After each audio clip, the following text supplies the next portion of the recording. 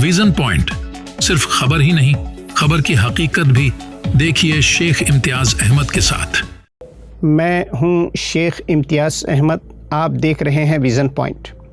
आप देखिए कि इंतखाबात 2024 के 4 फेज़ मुकम्मल हो चुके हैं। 543 सीटों में से 380 कॉन्स्टिट्यूंसी में इंतखाबात भी मुकम्मल हो गए और अब सिर्फ 163 सीटें बाकी है। अब आज हम आपके सामने कोई एग्ज़िट पोल बिल्कुल नहीं लाए हैं, बल्कि जो तमाम पोल आ रहे हैं या कुछ सर्वे रिपोर्ट आ रही हैं उसका एनालिसिस पेश करेंगे। देखिए, एग्ज़िट पोल के बारे में आप ये समझ जाइए कि ये जितने दावे हैं तो ये एक खेल है, ये एक स्टेटिस्टिक का भी खेल है और एक बिज़नेस है, ये एक सट्टा बाज़ार है। आवाम के तजस्सुस और उसकी क्यूरियोसिटी की कि कौन जीत रहा है, कौन हार रहा है, कौन सी पार्टी मुल्क पर हुकूमत करेगी, क्यूरियोसिटी होती ना आवाम में, तो उसका एक तरह से इस्तेहसाल है, उसका एक्सप्लॉइटेशन है। और एग्ज़िट पोल एक बहुत बड़ी सट्टा इंडस्ट्री है, करोड़ों रुपए का सट्टा इस एग्ज़िट पोल के ज़रिए चलता है। मीनवाइल जो भी एग्ज़िट पोल होते हैं वो एक पॉलिटिकल प्रोपेगेंडा गेम होते हैं, जिसमें फ़र्स्ट फेज़ और सेकंड फेज़ के बाद अवामी रुझानात को बदलने की कोशिश की जाती है। आप देखें कि भारत में नेशनल और इंटरनेशनल एग्ज़िट पोल इंडस्ट्रियों का एक बहुत बड़ा नेट है, एक कारपोरेट है, एक कारोबार है, और इनमें से मैं नहीं समझता कि मेजॉरिटी रिलायबल नहीं है। अलबत्ता आज हम आपके सामने एक अहम सर्वे रिपोर्ट लाए हैं, वो है CSDS की इलेक्शन सर्वे रिपोर्ट। पहले ये समझ जाइए कि CSDS नेशनली और इंटरनेशनली एक बहुत ही ऑथेंटिक और रिलायबल है और मुल्क के तमाम बड़े बड़े मीडिया हाउस CSDS के सर्वे को बहुत अहम तस्लीम करते हैं। 2024 के इलेक्शन हो और उसके नताइज पर CSDS की एक बहुत अहम रिपोर्ट आई है और उनमें से कुछ अहम और मुख्तसर पॉइंट हम आपके सामने रखने की कोशिश करेंगे। इस रिपोर्ट के मुताबिक मुल्क की 82% आबादी ने कट्टर हिंदुत्व और फाशिज़्म के नज़रिए को रिजेक्ट कर दिया है और इससे वो बेजार हो गए हैं। 82% आबादी, आप देखिए कि बहुत अहम पॉइंट है ये CSDS का कि 82% आबादी ने हिंदू राष्ट्र के नज़रिए को रिजेक्ट किया, उसे तस्लीम नहीं किया। ये 82% आबादी 2024 के इस इलेक्शन में महंगाई, बेरोज़गारी को असल इशू मानती है। हुकूमत के करप्शन और जो स्कैंडल्स हैं वो इलेक्ट्रल बॉन्ड का हो, कोविशील्ड का हो, कॉरपोरेट सेक्टर के घोटाले हो, मुल्क की सरकारी कंपनियों को प्राइवेट सेक्टर के हवाले करना और उसमें कुछ घोटाले हो, आवाम इसको इशू मानती है। और सबसे ज़्यादा मुल्क की आबादी में जो अनरेस्ट हैं, जो बेचैनी है बीजेपी के ख़िलाफ़, जो एंटी इनकम्बेंसी है, तो वो है कि मुल्क के पूरे डेमोक्रेटिक सिस्टम को जिस तरह से पैरालाइज़ किया गया, इस्टेब्लिशमेंट को मफलूज कर दिया गया, ED हो, CBI हो या मुल्क का जो जुडिशरी निज़ाम है, आप देखते हैं कि सबको एक पैरालाइज़ और मफलूज कर दिया गया।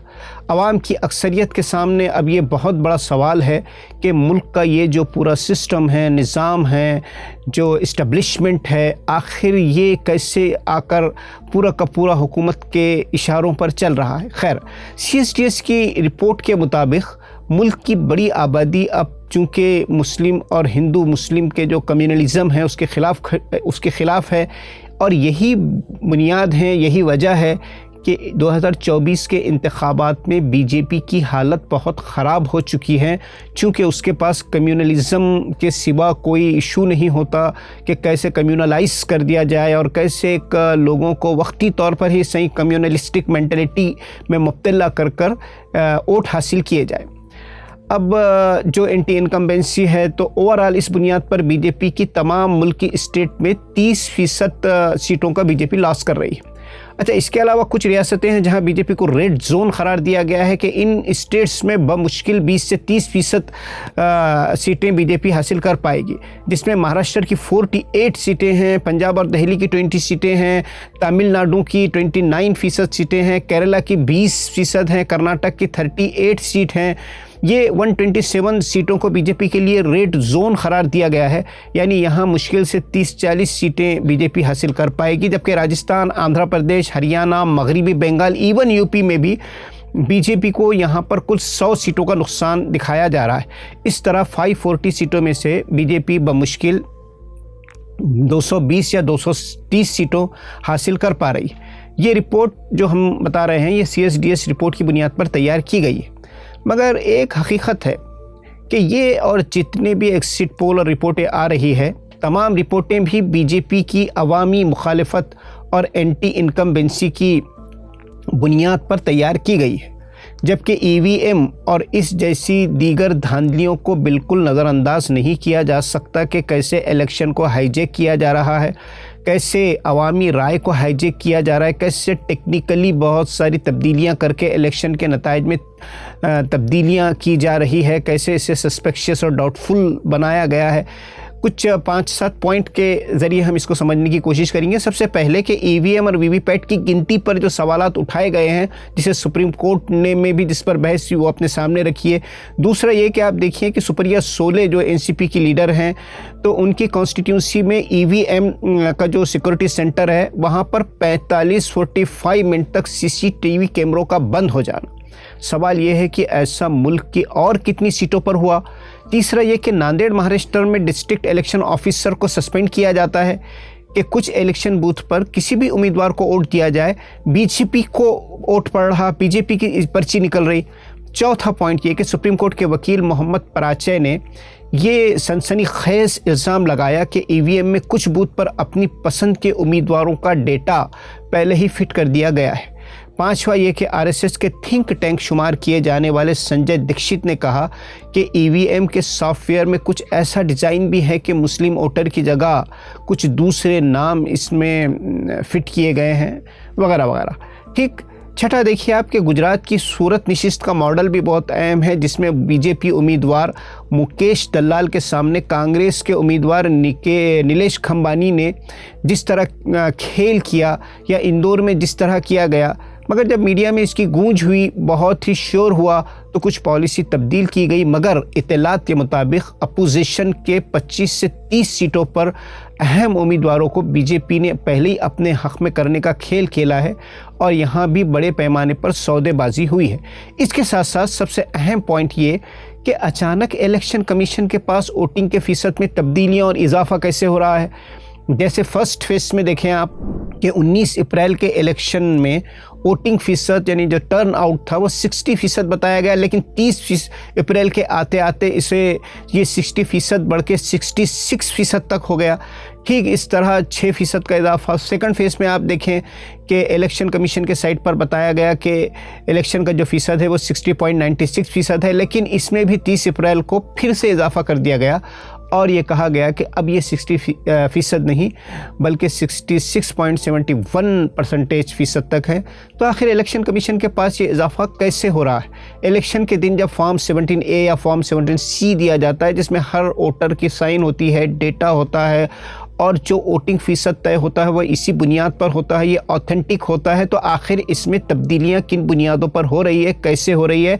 अब तो सुप्रीम कोर्ट ने भी इलेक्शन कमीशन को नोटिस जारी करके ये सवाल किया कि आखिर इलेक्शन के दिन जो फॉर्म 17 की बुनियाद पर ऑथेंटिक वोटिंग फ़ीसद होता है उसमें तब्दीलियाँ कैसे हो रही है और कैसे उसमें 7 से 8% का इजाफा हो रहा है।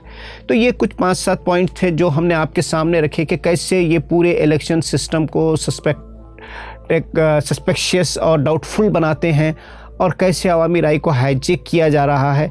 ये पॉइंट हम अगर सामने रखें और एग्जिट पोल को देखें तो अब ये समझ में आता है कि इलेक्शन के नताइज कुछ बहुत ही ज़्यादा ड्रामाई हो सकते हैं, सस्पेक्टेड हो सकते हैं, कुछ इसमें डाउट पैदा हो सकता है और तब्दीलियाँ आ सकती हैं। तो ये अहम था कि इलेक्शन के पूरे सिस्टम को कैसे हाईजैक किया गया। अच्छा, एक सबसे अहम जो पॉइंट है वो है कि बीजेपी के पास, जैसे कि एग्जिट पोल कह रहे हैं, सब सर्वे रिपोर्ट कह रही हैं कि भाई 230 से 240 सीटें आएगी, तो बीजेपी के पास इसका बी प्लान पहले से तैयार हैं कि अगर इतनी सीटें नहीं आई तो द हिंदू और टेलीग्राफ की रिपोर्ट के मुताबिक बीजेपी ने बी प्लान पर काम शुरू कर दिया है कि कैसे हुकूमत बनाया जाए, कैसे इसमें से रास्ता निकाला जाए। क्योंकि सबसे अहम बात क्या है कि एक सिंगल लार्जेस्ट पार्टी होने की हैसियत से ये हो सकता है कि प्रेसिडेंट ऑफ इंडिया सदर हिंद बीजेपी को हुकूमत फॉर्मेशन का मौका दें और एक बार बीजेपी को हुकूमत साजी का मौका मिल जाए तो फिर प्लान बी के मुताबिक उसे 230, 220, 240 सीटों को कैसे मेजॉरिटी में बदलना है, कैसे 273, 275 सीट तक पहुंचना है, कैसे मेजॉरिटी साबित करना है, एतमाद का वोट हासिल करना है, इस पर बीजेपी अपनी एक कमेटी तश्कील दे चुकी है। ये कमेटी मुस्तकिल काम कर रही है कि किन पार्टियों की हिमायत हासिल की जाए, किन पार्टियों के कौन से मेंबरान पार्लियामेंट को बीजेपी में शामिल किया जाए। और 4th फेज़ के बाद इस पर भी काम शुरू हो चुका है कि कैसे जो आज़ाद उम्मीदवार भी हो सकते हैं या छोटी छोटी पार्टियां हो सकती है, उन्हें जमा किया जाए और मेजॉरिटी हासिल की जाए। बस ये समझ लीजिए कि 4 जून के बाद भारत एक ड्रामाई या बहुत ही सस्पेंसिव सूरत हाल से दो चार हो सकता है, एक सूरत सामने आ सकती है। और ये सब अब इस वक्त जो हमारे सामने बीजेपी की ख़राब हालत आ रही है, कोई ज़रूरी नहीं कि इसी बुनियाद पर इलेक्शन के नताइज आए। नताइज में बहुत सारी तब्दीलियां हो सकती हैं, इंतज़ार कीजिए। हम ऐसे ही स्टोरी और उसका तजज़िया डॉक्यूमेंट्री आपके लिए लाते रहेंगे। हमें इजाज़त दीजिए, देखते रहिए विज़न पॉइंट। वीडियो को लाइक, शेयर और चैनल को सब्सक्राइब करें।